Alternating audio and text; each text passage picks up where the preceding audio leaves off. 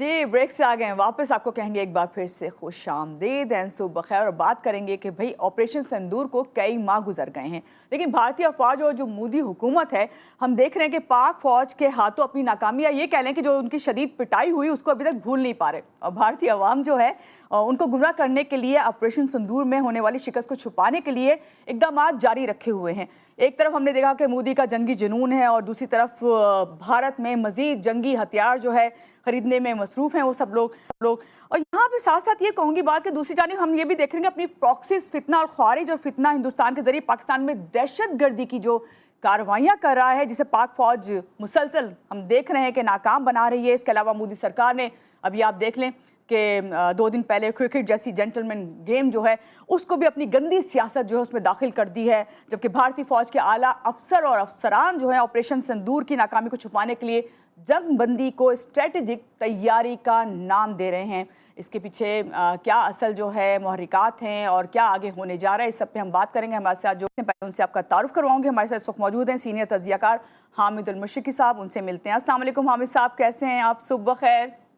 जी, सुबह ख़ैर, वालेकुम सलाम महानूर, क्या हाल है? ठीक हैं, मैं बहुत बिल्कुल ठीक शुक्रिया। हूँ और बहुत शुक्रिया कि आपने हमें ज्वाइन किया। और हामिद साहब, यहीं से बात शुरू करते हैं कि पहले ये बताएं कि मोदी की सिंदूर में पाक अफवाज के हाथों इतनी शदीद हमने जो पिटाई की है, नाकामी हुई है, शिकस्त हुई है, उसके बाद खित्ते में जंगी जुनून जो है उनका अभी तक बरकरार है और एक तरफ वो हथियार भी खरीद रहे हैं, तो क्या कहेंगे इस पर आप? देखिए मानूर, बात ये है कि बड़ी बदकिस्मती है कि हमें एक ऐसा हमसाया मिला जो कि ना तो इखलाकी तौर पर कोई किरदार करता है, ना ही उसकी कोई मॉरल वैल्यूज़ हैं, और सबसे बड़ी बात ये कि बदकिस्मती से उसको ये समझ ही नहीं आ रही है कि उसको इतनी जो बदतरीन शिकस्त हुई है, वो उसकी अपनी पॉलिसियों की वजह से हुई। पाकिस्तान जंग नहीं चाहता था, लेकिन पाकिस्तान पर जब जंग मुसल्लत की गई, तो फिर पाकिस्तान की जानिब से भरपूर जवाब दिया गया, भरपूर उसको धूल चटाई गई। और सबसे बड़ी बात ये कि अगर वो दोबारा किसी हमले का सोचेगा भी, तो पाकिस्तान पूरी तरह तैयार है।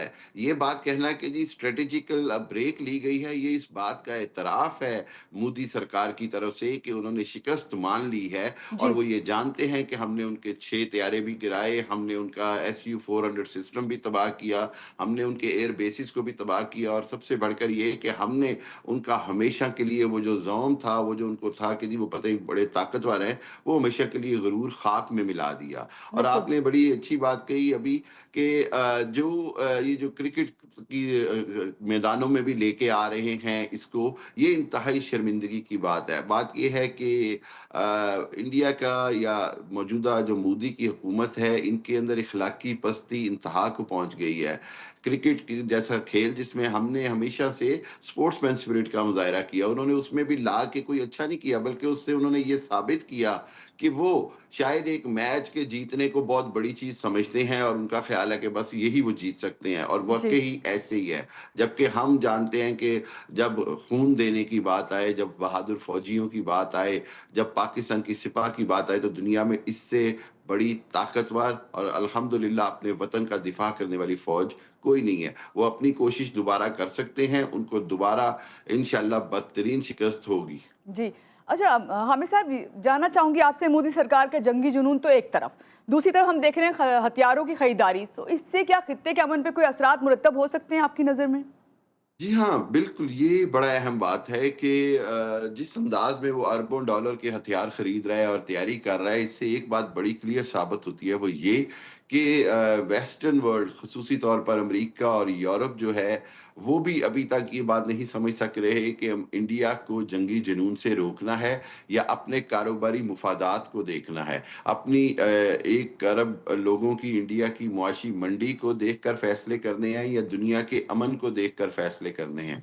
और सबसे बड़ी बात ये है कि क्या दुनिया ये समझती है कि इन हथियारों से भारत का जो है वो पलड़ा भारी हो जाएगा?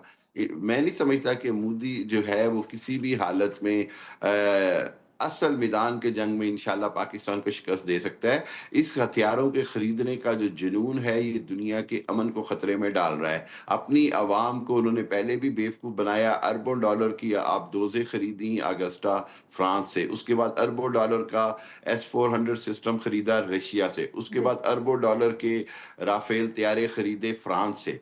सब कुछ खरीद के देख लिया। उसके बाद इसराइल से इन्होंने जो है वो ड्रोन टेक्नोलॉजी ली, ड्रोन तैयारी ली। सब कुछ लेने के बावजूद मैं ये समझता हूँ कि शिकस्त इनका मुकद्दर थी, और उसकी वजह ये कि हम हक पर हैं, और अल्लाह के हुक्म से हक हमेशा गालिब आता है। बिल्कुल आपने सही बात कही कि हक हमेशा गालिब आता है। दूसरी जानिब भारत की प्रॉक्सीज पे ज़रा बात कर लेते हैं। फितना अल ख्वारिज और फितना हिंदुस्तान को पाकिस्तान में दहशतगर्दी के लिए किस तरह इस्तेमाल हो रहा है?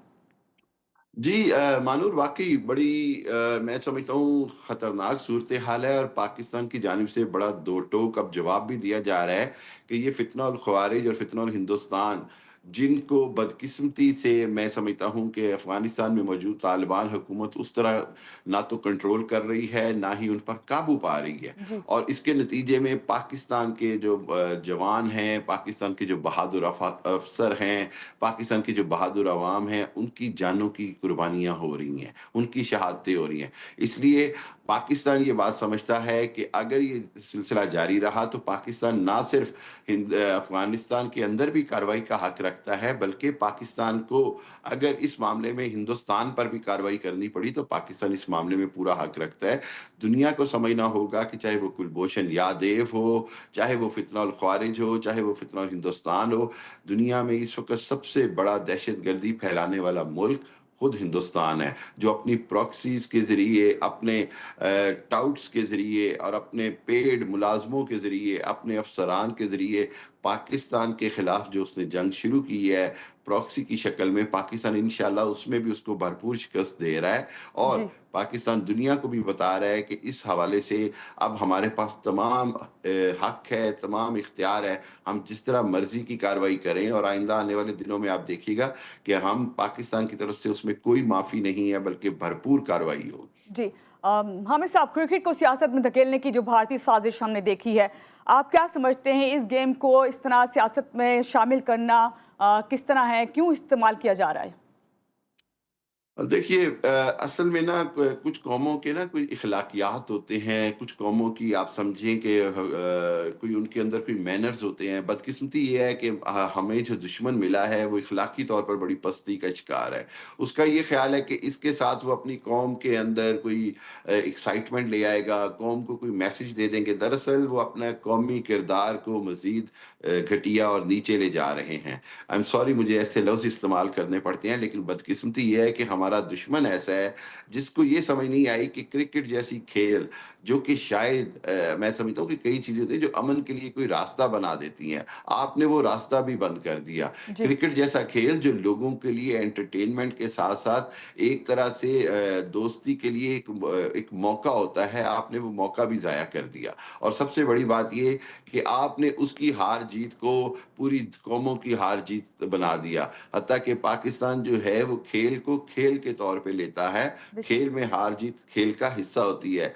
उसको जंग बना देना, उसको जनाब एक इस तरह से सूरत-ए-हाल कायम कर देना जिसके अंदर अखलाकियात की भी पामाली हो, कवानीन की पामाली हो। आईसीसी को एक्शन लेना चाहिए। अगर आईसीसी एक्शन नहीं लेगा, तो इससे साबित हुआ कि फिर दुनिया में वही बात जो मैं करता हूँ कि मईशत के और दौलत के मुकाबले में जो है वो दुनिया की जो इदारे हैं, हुकूमतें हैं, वो भारत की हिमायत कर देती हैं, जो कि बड़ी बदकिस्मती है।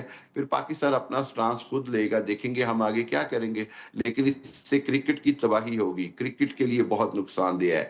खेल की स्पिरिट खत्म हो रही है। जी। पाकिस्तानी खिलाड़ी भी आइंदा कुछ भी कह सकते हैं, तो फिर क्या करेंगे ये? बिल्कुल, बहुत शुक्रिया हामिद मुशरिकी हमारे साथ थे और बात वहीं पे करूँगी कि हमेशा से हमने देखा है कि क्रिकेट को सियासत में धकेलने की कोशिश की जाती है, लेकिन अभी बात यही है कि अखलाकी तौर पे जब कहा कि अगर आपका नेबर जो है वो गिरा हुआ हो, तो आपको खुद से कोई ऐसी हिकमत अमली अपनानी पड़ती है जो आपके लिए बेहतरी की तरफ लेकर जाए आपको। तो यहाँ पे लेंगे एक छोटी-सी ब्रेक और ब्रेक के बाद वापस आएँगे और भी बहुत सारी बातें होंगी आपसे।